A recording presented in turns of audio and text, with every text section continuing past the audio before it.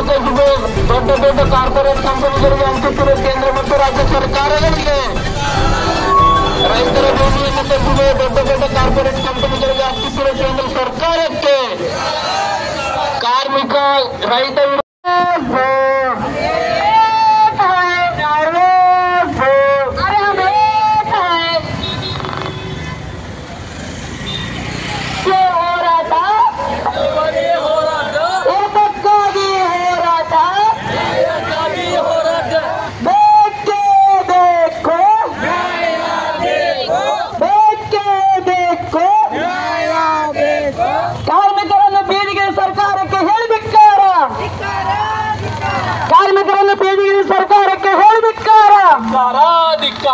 ರೈತರನ್ನು ಬೇಡಿಕೆ ಸರ್ಕಾರಕ್ಕೆ ಹೇಳಿದಿಕ್ಕಾರ, ಬೆಲೆ ಏರಿಕೆ ಮಾಡಿದಂತ ಸರ್ಕಾರಕ್ಕೆ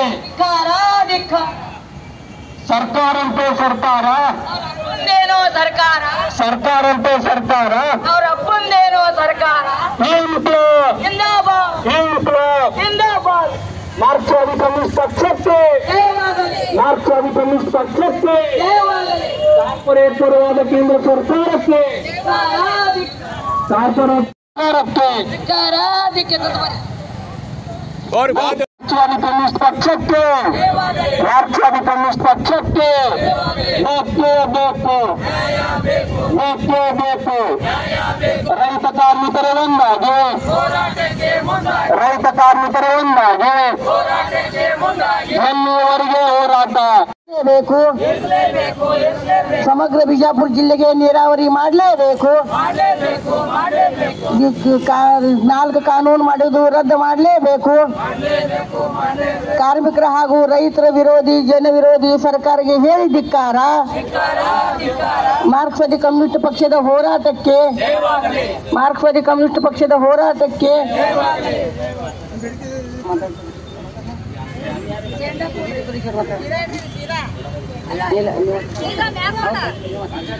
ಇವತ್ತಿನ ದಿವಸ ಈ ಸಭೆಗೆ ಉದ್ದೇಶಿಸಿ ನಮ್ಮ ಜಿ.ಬಿ. ಸುರೇಶ್ ಅವರು ಮಾತಾಡಬೇಕು ಅಂತ ಜನತೆ ರಾಜಕೀಯ ಪ್ರಜ್ಞೆ ನೀಡಲು ಮತ್ತು ಕಾಲು ಕೊಟ್ಟ ಪ್ರಯುಕ್ತ ನಾವು ಈ ಕಾರ್ಯಕ್ರಮ ಮಾಡ್ತಾ ಇದ್ದೇವೆ. ಕೇಂದ್ರ ಸರ್ಕಾರ ಆಗಿರ್ಬೋದು, ರಾಜ್ಯ ಸರ್ಕಾರ ಆಗಿರ್ಬೋದು, ಜನ ವಿರೋಧಿ ನೀತಿ, ರೈತ ವಿರೋಧಿ ನೀತಿ, ಕೃಷಿ ನೀತಿ ವಿರುದ್ಧವಾಗಿ ಒಂದು ಪ್ರತಿಭಟನೆ ಮಾಡ್ತಾ ಇದ್ದೇವೆ. ಕೇಂದ್ರ ಸರ್ಕಾರ ಮತ್ತು ರಾಜ್ಯ ಸರ್ಕಾರ, ಆಳುವ ಸರ್ಕಾರ ಜನತೆಯ ಪರವಾಗಿ ಕೆಲಸ ಮಾಡೋದು ಬಿಟ್ಟು ರೈತ ಪರವಾಗಿ ಕೃಷಿ ನೀತಿ ಅನುಸರಿಸೋದು ಬಿಟ್ಟು ಜನ ವಿರೋಧಿ ನೀತಿ ಅನುಸರಿಸೋದು, ಭೂ ಸ್ವಾಧೀನ ನೀತಿಯನ್ನು ತಂದು ಜನರು ಒಕ್ಕಲೆಬ್ಬಿಸ್ತಕ್ಕಂಥ ಕಾರ್ಯಕ್ರಮ ಮಾಡ್ತಾ ಇದೆ. ಕಾರ್ಪೊರೇಟ್ ವಲಯ ಜೊತೆ ಒಂದು ಕೇಂದ್ರ ಸರ್ಕಾರ, ರಾಜ್ಯ ಸರ್ಕಾರ ಶಾಮೀಲಾಗಿ ಬಡ ಜನತೆ ಒಕ್ಕಲೆಬ್ಬಿಸ್ತಾ ಇದ್ದಾರೆ. ರೈತರ ಬೆಳೆಗೆ ಬೆಂಬಲಿತ ಬೆಲೆ ಸಿಗ್ತಾ ಇಲ್ಲ. ಈ ರೈತ ಸಂಬಂಧಪಟ್ಟಂತೆ MSP ವರದಿ ಜಾರಿ ಮಾಡಬೇಕಾಗಿತ್ತು.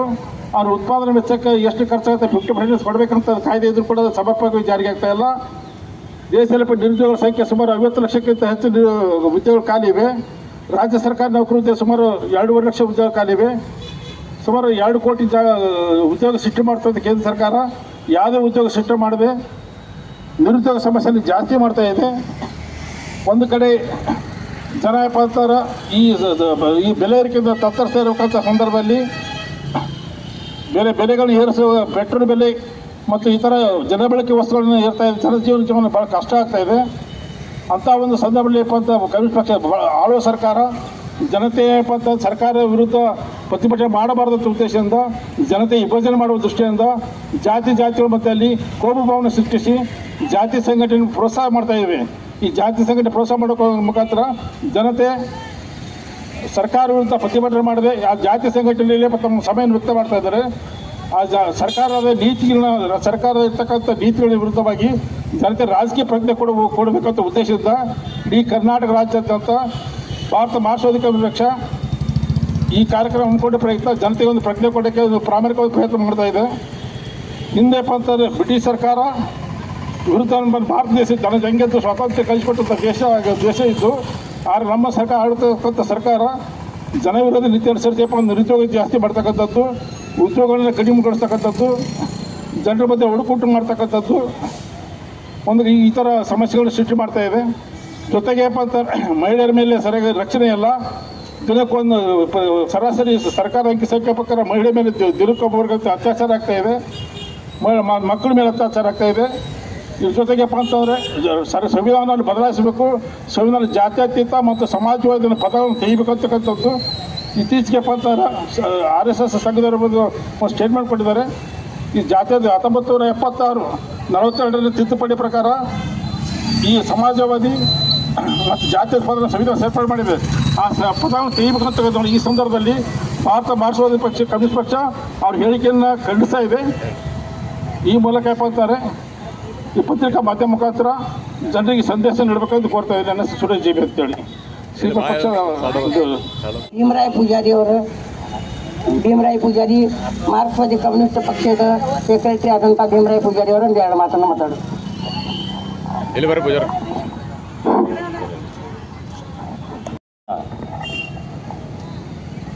ಇಡೀ ರಾಜ್ಯಾದ್ಯಂತ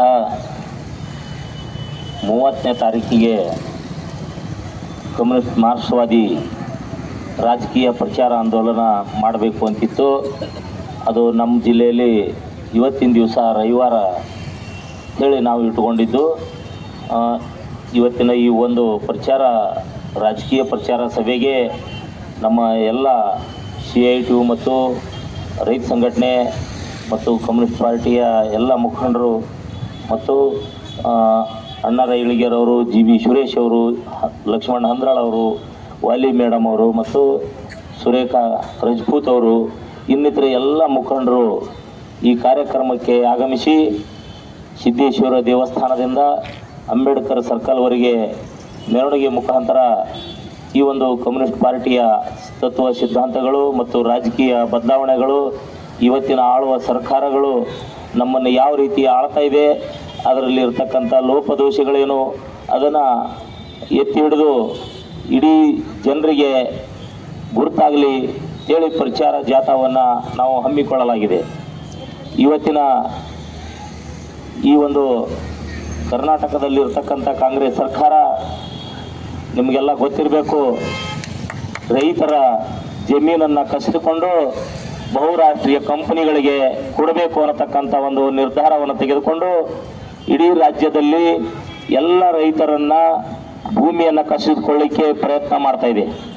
ಅದೇ ರೀತಿಯಾಗಿ ನಾವು ನಮ್ಮ ಕಮ್ಯುನಿಸ್ಟ್ ಪಾರ್ಟಿಯಿಂದ ನಾವೇನು ಹೇಳ್ತೀವಿ ಅಂತಂದರೆ, ಉಳುವವನಿಗೆ ಭೂಮಿ ಕೊಡಿ, ಯಾರು ದುಡಿತಾರ ಅವರಿಗೆ ಕೆಲಸ ಕೊಡಿ, ಯಾರು ಭೂಮಿಯಲ್ಲಿ ರೈತರನ್ನ ಒಕ್ಕಲಿಸತಕ್ಕಂಥ ಕೆಲಸ ನಿಲ್ಲಿಸಬೇಕು, ರೈತರು ಭೂಮಿಯನ್ನು ಉಳುಮೆ ಮಾಡಬೇಕು ಅಂದಾಗ ಮಾತ್ರ ಈ ದೇಶದ ಜನರಿಗೆ ನೆಮ್ಮದಿಯಾಗಿ ಊಟ ಮಾಡಲಿಕ್ಕೆ ಆಹಾರ ಸಿಗ್ತದ.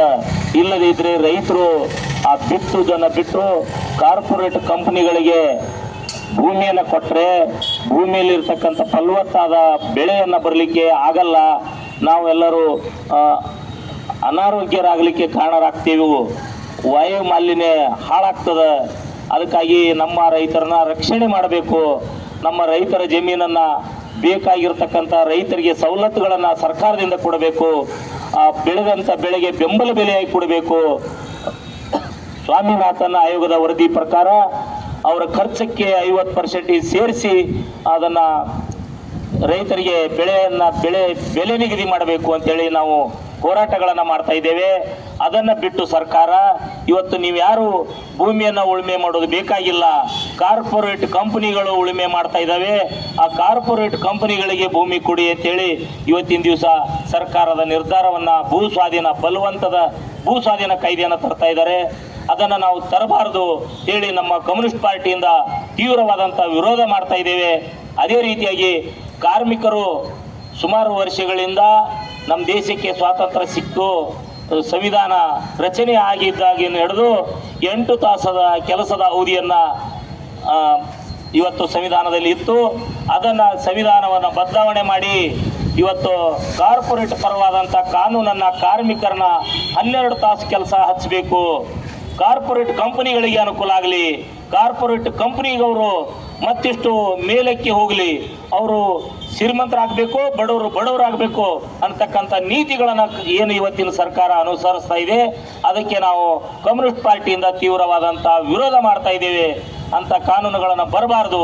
ಯಾಕೆಂದರೆ ಅವ್ರದೇ ಆದಂಥ ಕುಟುಂಬಕ್ಕೆ ಎಷ್ಟು ತಾಸು ಕೆಲಸ ಮಾಡಬೇಕು ಅಷ್ಟು ತಾಸು ಮಾತ್ರ ಕೆಲಸ ಮಾಡಬೇಕು, ಉಳಿದಂಥ ಕೆಲಸಗಳೆಲ್ಲ ತಮ್ಮ ಮನೆ ಕೆಲಸಕ್ಕಾಗಿ ಉಳಿಬೇಕು ಸಮಯ ಅಂತಕ್ಕಂಥ ಕಾನೂನಿದೆ.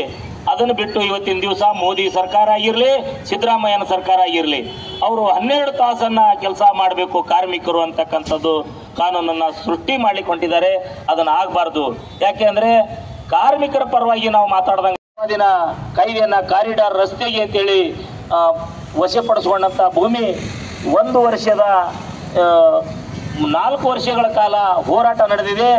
ಅವತ್ತಿನ ದಿವಸ ಎಲ್ಲ ಸಂಘಟನೆಗಳನ್ನು ಸೇರಿಕೊಂಡು ಬೆಂಬಲವಾಗಿ ಆ ರೈತರ ಪರವಾಗಿ ನಿಂತಾಗ ಎಲ್ಲ ರೈತ ಮುಖಂಡರನ್ನ ಲಾಠಿ ಚಾರ್ಜ್ ಮಾಡಿ ಎಲ್ಲರನ್ನ ಜೈಲಿಗೆ ಹಾಕಲಾಯಿತು.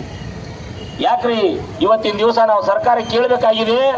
ಅದೇ ಸಿದ್ದರಾಮಯ್ಯ ಅವರು ಅದೇ ಹೋರಾಟದಲ್ಲಿ ಹೋಗಿ ವಿರೋಧ ಪಕ್ಷದ ನಾಯಕರಾಗಿದ್ದಾಗ ಅದೇ ಸ್ಥಳಕ್ಕೆ ಹೋಗಿ ನಾನು ಅಧಿಕಾರಕ್ಕೆ ಬಂದ್ರೆ ನಿಮ್ಮ ಈ ಕಾನೂನನ್ನು ತಿದ್ದುಪಡಿ ಮಾಡಿ ನಿಮ್ಮ ಈ ಭೂಮಿಗೆ ಹೋಗ್ಲಾರ್ದಂಗ ನಿಮ್ಮ ಭೂಮಿ ನಿಮಗೆ ಕೊಡಿಸ್ತೀನಿ ಅನ್ನತಕ್ಕಂಥ ಮಾತನ್ನು ಅವತ್ತಿನ ದಿವಸ ಹೋರಾಟ ಮಾಡುವ ರೈತರ ಮಧ್ಯದಲ್ಲಿ ಹೋಗಿ ಮಾತು ಕೊಟ್ಟು ಬಂದಂಥ ಸಿದ್ದರಾಮಯ್ಯ ಸರ್ಕಾರ ಇವತ್ತಿನ ದಿವಸ ಅದೇ ಭೂಮಿ ಬೇಕು ಅಂತೇಳಿ ಕೇಳಿಕ್ ಹೋದಾಗ ಅಲ್ಲಿರ್ತಕ್ಕಂಥ ರೈತರ ಮೇಲೆ ಮತ್ತು ರೈತ ಮುಖಂಡರ ಮೇಲೆ ಲಾಠಿ ಚಾರ್ಜ್ ಅನ್ನು ಮಾಡಿಸಿ ಇವತ್ತಿನ ದಿವಸ ಅವ್ರನ್ನ ಜೈಲಿಗೆ ಹಾಕಿದ್ದಾರೆ.